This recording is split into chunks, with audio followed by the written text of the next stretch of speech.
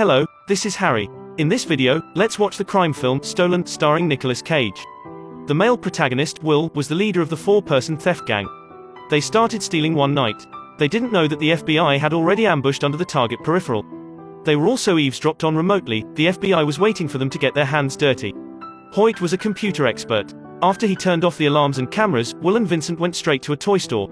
They made a hole in a wall and entered the cave and went through a passage to the vault. FBI eavesdropped that Will and others had opened the lock and rushed in to arrest them.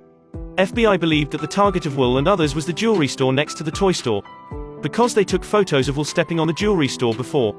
But when the FBI was about to applaud the victory, they found that Will and others were not here at all. Agent Harlan quickly ordered some men to go to the toy store. At the same time, Will and Vincent have entered the bank's vault. Vincent's eyes were shining when he saw piles of gold bricks. But the gold bricks were too heavy to carry, so Will smartly chose to take away $10 million paper money. The FBI saw a long passage behind the destroyed wall of the toy store. They realized that Will was going to steal the bank. They rushed to the bank and violently broke the bank door and went straight to the vault. At this time, Will and Vincent had escaped from the back door of the passage. At this time, an old man saw them. Vincent was afraid of being exposed and wanted to kill the old man. Will had his principles. They were thieves. They were not murderers. The two disputed and Vincent accidentally shot at his leg. Will had to drag him to the car and then ran back to get the money bag. Hoyt saw a police car coming. Without hesitation, he left Will and drove off. Will brought the money bag and neatly knocked down two policemen, snatched the police car and fled the scene. The FBI immediately intercepted him in a multi-story parking lot. Will rushed down from the oblique corner of the stairs and escaped.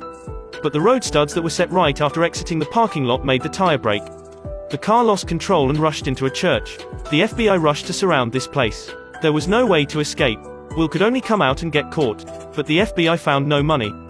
After 8 years, Will was released from prison. He bought a plush toy to see his daughter.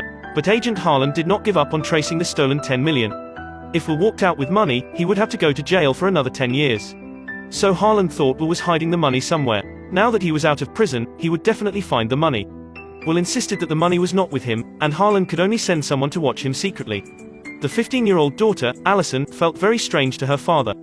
Will had a lot to say to his daughter, but he spoke incoherently when facing his daughter. He took out a small note written in advance and read it to his daughter. He asked for forgiveness and hoped she could give him a chance to change. Allison could not accept her father's sudden return, so she hurriedly got in a taxi and left, leaving Will standing helplessly. Then Will went to visit Riley, one of his accomplices. Riley had gone back to work as a waiter in a bar. She was grateful that Will did not testify the three of them. The phone rang in the envelope that Will received. He answered the phone bewilderedly. He didn't expect it was Vincent. Vincent said that Will had been in prison for the past few years, but he didn't go on well and kept relying on loan sharks. He changed his name and waited for 8 years to share the money. Will said he burned all his money before the FBI caught him. Vincent thought that Will would not take out the money readily.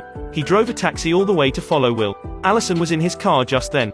Vincent used Ali's life to force Will to take out the money in order to keep Vincent calm. Will had to lie that the money was in Tuscaloosa and he needed 24 hours to get the money back. Vincent only gave him 12 hours and asked him to keep the phone safe. Allison wouldn't live if Will didn't answer the phone. The FBI guys were also following Will for $10 million, but he easily left them behind. Will bought time for himself by putting Vincent's phone on the train to Tuscaloosa and transferring the call to his new phone. Then Will found Agent Harlan and asked for help to rescue Allison. He also said that he burned all $10 million before he was caught, because he knew he could serve fewer sentence years if there was no proof he robbed the money. He had no money to save his daughter. Harlan thought that Will made up the story of Vincent for another purpose. On one side, Will wanted to prove that the money was not with him because of the ransom. On the other side, he wanted the FBI to run all over the city to find Allison and the kidnapper.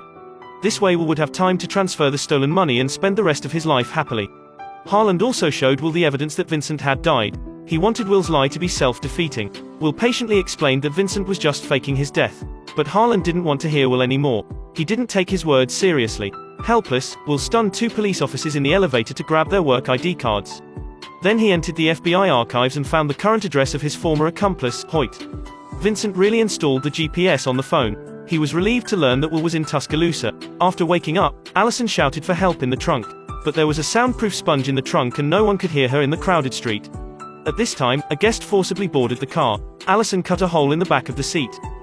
But before she could ask for help, Vincent threw the passenger out of the car halfway. On this side, Will was asking Hoyt where he hid Allison.